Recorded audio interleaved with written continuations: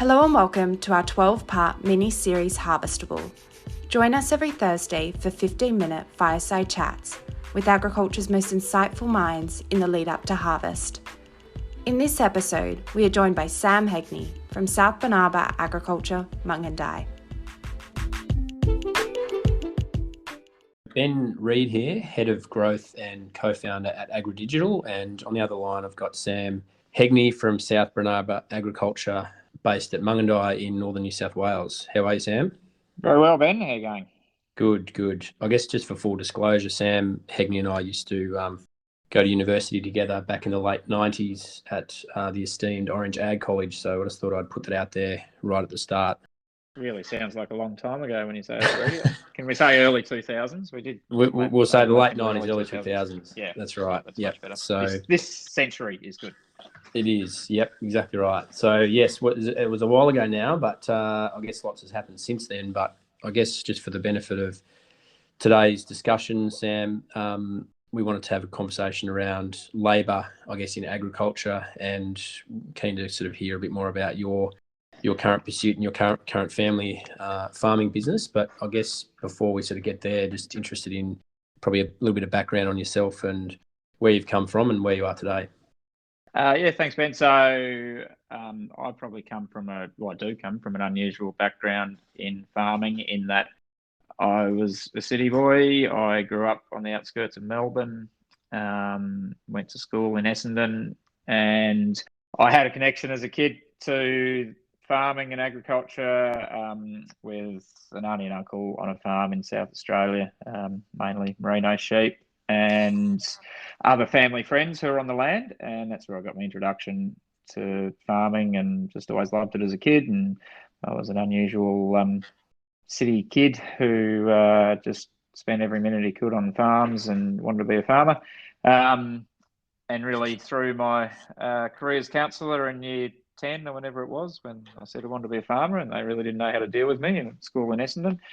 After school, went and jackarooed in Queensland, went to the illustrious Orange Agricultural College, studied farm management, and have had various jobs in the 20 odd years since then, both in grain marketing, stock feed milling, and direct farming.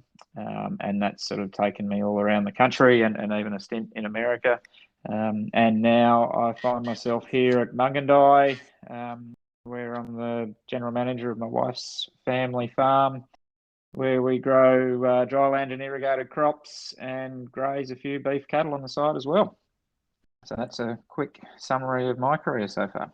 Good 2-minute wrap on the last 40 years. Thanks, Sam. That's good. And I guess in that, as you say, not a traditional sort of introduction, I suppose, into agriculture, which is sometimes not a bad thing and quite refreshing in many ways, because you have a different perspective on things. I know some people out there listening to this will have watched the social media mogul Sam Heagney that you are. I know that you do a lot of stuff, some really good stuff, I guess, on social media to try and elevate the agriculture in the broader non-agricultural community. I guess you do a lot of comical stuff, which is really interesting. And I think for anyone who hasn't caught it, I think your last one, Sam, went pretty viral. I'm not quite sure how many watching of that video you've had, but I think there's plenty of 100,000 people, or maybe up to 1 million people, Sam, have watched that now. So if anyone hasn't, jump on board and have a look at that. But I guess I know that there's sort of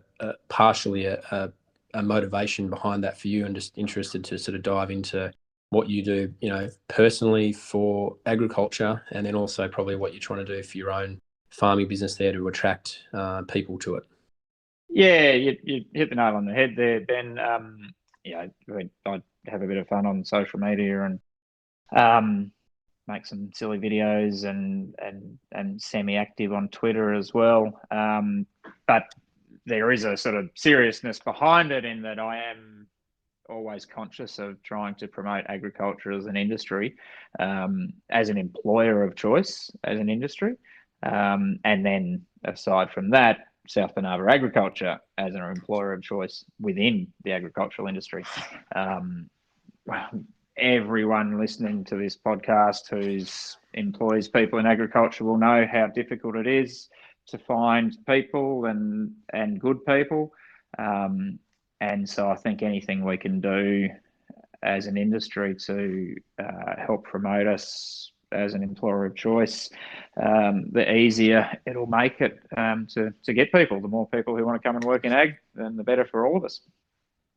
Yep, absolutely, Sam. And I guess, a couple of things to pick up there. I guess you're based at Mungandai, which, it's not in the middle of absolutely nowhere, but it's certainly remote enough. And, be interested to probably just discuss, quickly what you do, try to do with your people, I guess, to particularly retain and, get the good people and retain them. Yeah, we're certainly not in the green rolling hills of Young, like yourself. And we often say, talking to people around here, we're sort of halfway in between nowhere. We're not that, outback station that everyone wants to go and do a year in, riding a horse and getting good Instagram photos. But we're also not on that inside country where we've got amazing access to education and all of those other things that go with it. So we're a bit in between, middle of nowhere. So it is quite difficult to attract people here. What we do have is, big scale farming, cropping. There's just sort of Mungandai is actually a bit of an epicenter for irrigation and dryland farming, and some of the biggest farmers getting around operate in this district. So we sort of try and promote that for anyone who is interested in that kind of big scale cropping picture. For us as a farm, we're like anyone, we work hard and battle a bit to find good staff. I suppose there's a few different things we do. One is that I don't fear turnover. We really like getting young people, and if they spend a couple of years here and they develop their skills and they improve their skill sets, and then they leave to go on to a bigger and better job, that's exactly what I want. I don't have this attitude of, I want someone to stay here forever. And I'm also very happy to train people and put that time and effort and cost into training people, even if they're going to leave, because, that's just an industry good thing. If they come here at, let's say out of 10, level 3, and they leave here at level 7, well, then we're putting someone out into the agricultural workspace who's better than they were when they started here. I heard a great line a while ago that you're much better off to train someone and have them leave than to not train someone and have them stay. So, I really agree with that we train people up, and if they move on to bigger and better things, well, that's excellent for everyone, and I'm more than happy for them. So that's one of the sort of philosophy we go with, where, I don't fear turnover of staff if it's for the right reasons. I love that line, Sam. I've written that one down here. I'm going to use that myself. I think it's so true. Just quickly, I guess in my wife and I, Jane and I, also have a farm at Young, as you said, in the rolling hills here, and we've got a farm manager here, Brendan, and his wife, and they're 3 young kids, and they've been here since March this year. And I do hope they stay on for a while, and obviously we do our best to train and have them sort of holding the reins as much as we possibly can to make sure they're enjoying the journey as much as we are. Probably just one thing we didn't touch on, Sam, how many people would you have in your business? I know it's a little bit cyclical at times, but how many people are you employing sort of at the normally peak and around at the trough?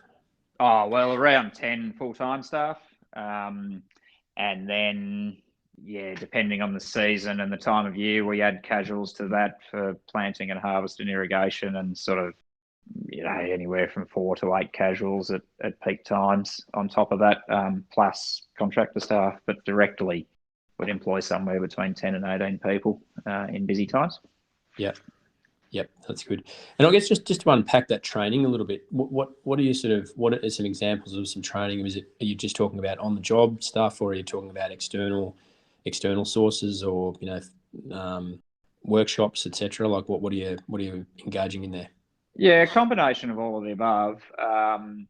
We're playing around with trying to formalise some sort of external training. So whether that's, a TOCAL Cert 4 or a diploma in ag or something like that. We've definitely had staff who have undertaken those studies while they're working here, and we're just flexible with them in that way. Other than that, we take everyone to every field day we possibly can, every course and all those sorts of things. We take all the staff along. And it's on the job training, as you say, but it is just really that philosophy of we want people to learn and extend themselves. Like all businesses, they should be doing. We do annual reviews with staff. We should actually do them more often, but at the very least, we do them annually. And in those reviews, I like to say to staff, right, where are you going? What do you want to do in 5 years? And I'll say to them, and you don't have to tell me you want to be here. Tell me what you want to do so we can help get you there. And then we can help facilitate that career progression. So it's sort of all of the above, but the main thing is a philosophy of helping people progress their careers. And if that means it's somewhere else, so be it, that's good. Because they'll leave anyway, if that's what they want to do. If you don't nurture their progression and their learning, they'll be unhappy in their job and they'll leave anyway. So you might as well all get along well and help them get where they want to be. And instead of leaving and you're resenting being here, they'll leave here and they'll be happy for the time they spent here. So it's all of the above as far as training goes. Yep, that's great. Agree with all of that, Sam. And I guess one of the sayings I always have and truly believe in is if you create the right incentive, you get the right behaviour. And I wouldn't mind just probably trying to understand what you do there, and not getting into the dollars and cents that you pay people, but just the ways you try and incentivize your people, I guess, in the business, including yourself probably and the other directors and shareholders. Yeah, I guess it's involvement as much as anything, and trying to create a sort of atmosphere where, as much as we can, everyone from the casual farmhand through to management understands what we're trying to achieve as a business, big picture and day to day, and why we're doing what we're doing, so that they're involved and they're just a bit invested, instead of just turning up, drive that tractor, go home at the end of the day, and that's all that's involved with your job. That's sort of how we try to keep people incentivized. You're exactly right about how you motivate people. And I actually just, all the stuff you read, money itself doesn't actually motivate people all that much. It's inclusion in community, having a sense of worth in your job and all those sorts of things. So that's what we try to focus on. The people that come through the door and want big bucks, they'll leave you for the next job that offers big bucks. If that's all that it is, anyone can pay big money. Not anyone can generate a workplace where there's a feeling of inclusion and being part of the bigger picture. So that's what we try to focus on a bit more. Well, that's great. Well, we could talk all day, Sam. I think there's some great stuff in there to really, think about, I guess, as we sort of move through, particularly coming to what's going to be a huge harvest again for the majority of the whole Australian continent, I guess, this year, and which is fantastic off the back of what was a big one last year, but obviously some poor ones prior to that, and that sort of cyclical nature of agriculture in Australia is going to continue, I guess. So that making sure that the workforce and the culture and the community within your business is as healthy as it possibly can, and hopefully listeners have got something from today that they can sort of think about in their own business and trying to stay as profitable and sustainable and as happy as we possibly can. So appreciate your time, Sam, and good luck with the harvest ahead, and hopefully I'm sure you will get through the other side with the great team you've got there. And I'll just put it back out there, if anyone hasn't Facebook Sam Heagney, do it. There's some pretty funny stuff there, and you're doing a great job, mate. So I think you've more people like you in agriculture, the better, and hopefully you've inspired some people who haven't come from a traditional agricultural background to get involved. I think it's a booming place and plenty of good times ahead. Yeah, that's right. And there, I mean, it's a huge topic and issue within agriculture. You're right, we could talk about it all day. And yeah, I genuinely believe it's a good place to be. That's why I'm here. I wouldn't be otherwise. And interestingly, just on your point there, we've got myself and our two main enterprise managers here.